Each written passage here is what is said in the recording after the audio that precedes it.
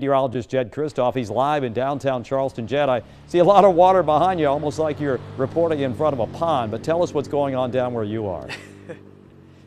Hey, that's right, Rob. Thankful we're not seeing major flooding today, but hey, even minor flooding is a big issue here downtown Charleston. You can see I'm at the corner of Fishburne and Haygood right now, and the road is pretty much almost completely covered in water out there. We have a lot of folks driving through the water at this time, and just another reminder, it's never a great idea to drive through this water. It is salt water, which is highly corrosive, of course, to the bottom of your vehicle, so hopefully everyone driving through the water right now can wash the bottom of their vehicles pretty good. Of course, we have Gadsden Creek right up on this Haygood Drive right here, and that's why we're seeing the water just kind of filtering in here. And I expect this will be the case as we go through the next couple of hours. A lot of people getting on the roads. Things have become a lot more active here in the last 30 minutes or so. So it's not a bad idea to generally avoid areas like this if you can today.